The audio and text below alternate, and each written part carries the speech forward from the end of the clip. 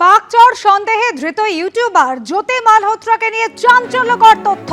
পেহেলগাঁও হামলার সময় পাক হাই কমিশনের কর্মীর সঙ্গে যোগাযোগে ছিলেন এই জ্যোতি মালহোত্রা। বেশ কয়েকজন সোশ্যাল মিডিয়া ইনফ্লুয়েন্সারের সঙ্গেও পাক হাই কমিশনের কর্মীর যোগাযোগ ছিল, এরকমই খবর পাওয়া যাচ্ছে এই জ্যোতি মালহোত্রা সম্পর্কে। পাঞ্জাব হরিয়ানা থেকে ইতিমধ্যেই এক মহিলা সহ 6 জন পাক গুপ্তচরকে গ্রেফতার করা হয়েছে।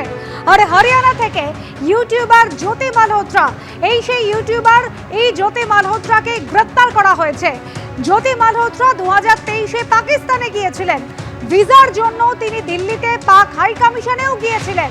আর পাক হাই কমিশনের কর্মী এহসান উর রহিম ওরফে দানিশের সঙ্গেই সেখানে তার সাক্ষাৎ হয় এবং জ্যোতি মালহোত্রা যখন পাকিস্তানে যান তখন পাকিস্তানে তার থাকা এবং ঘোরার ব্যবস্থা করে দিয়েছিলেন এই দানিশ। আর এই জ্যোতি মালহোত্রা সহ 6 জনকে গ্রেফতার করা হয়েছে পাক গুপ্তচর হওয়ার সন্দেহে। সন্দীপ সরকার আমাদের প্রতিনিধি এই মুহূর্তে রয়েছেন আমাদের সঙ্গে টেলিফোন লাইনে। সন্দীপ, এই জ্যোতি মালহোত্রা তার যে ব্লগগুলো রয়েছে সেগুলো যদি দেখা যায় শুধুই পাকিস্তানে বেড়ানো এবং পাকিস্তানে গিয়ে একাধিক তথ্য তিনি দর্শকদের সামনে তুলে ধরেছেন, কিন্তু সেটা আসলে ছল। এর মাধ্যমে তিনি ভারতের গুরুত্বপূর্ণ তথ্য আইএসআইয়ের কাছে পাচার করতেন, এমনই অভিযোগ কি গোয়েন্দারা করছেন? একেবারেই তাই। দেখো, দেশের মধ্যে সেনা যখন দেশের মাটি বাঁচানোর জন্য লড়াই করছে, ঠিক তখনই হরিয়ানার হিসারের এই ইউটিউবার, মানে তিনি ট্রাভেল ব্লগারের ছদ্মবেশে তিনি বিভিন্ন জায়গায় পাকিস্তানে ভ্রমণ করছেন এবং তাকে হরিয়ানা পুলিশ গ্রেফতার করেছে। তাকে 5 দিনের পুলিশ হেফাজতে পাঠানো হয়েছে। এই তরুণী তিনি একটি ট্রাভেল চ্যানেল চালাতেন যার নাম ছিল ট্রাভেল উইথ জো। তিনি কি করতেন, তিনি নানান রকম ট্রাভেল ভিডিও বানানোর আছিলায় বিভিন্ন সময় তিনি পাকিস্তান গেছেন। এখনো পর্যন্ত যে তথ্য পাওয়া যাচ্ছে যে ট্রাভেল ভিডিও বানানোর অছিলায় তিনি 3 বার পাকিস্তানে গিয়েছেন। 2023 সালে ভারতে পাক দূতাবাসের কর্মী এহসান উর রহিম ওরফে দানিশের সঙ্গে জোর আলাপ হয় এবং সেখান থেকে পাকিস্তানের হয়ে চর ভিত্তিক শুরু, সেরকমটাই কিন্তু মনে করছে। ট্রাভেল ভিডিও বানানোর নামে পাকিস্তানে গিয়ে এই তরুণী একাধিকবার আইএসআই এর এজেন্ট এবং কর্তাদের সঙ্গে দেখা করেছেন, এখনো পর্যন্ত সেরকমটাই কিন্তু সূত্রের খবর।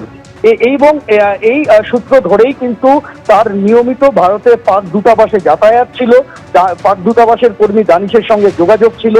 হরিয়ানা পুলিশ বলছে যে অপারেশন সিঁদুর চলার সময় এই তরুণী এবং তার যে অন্যান্য চররা রয়েছে সেই নেটওয়ার্ককে কাজে লাগিয়ে আইএসআইকে বিভিন্ন রকম স্পর্শকাতর তথ্য সরবরাহ করে থাকতে পারে এই তরুণী।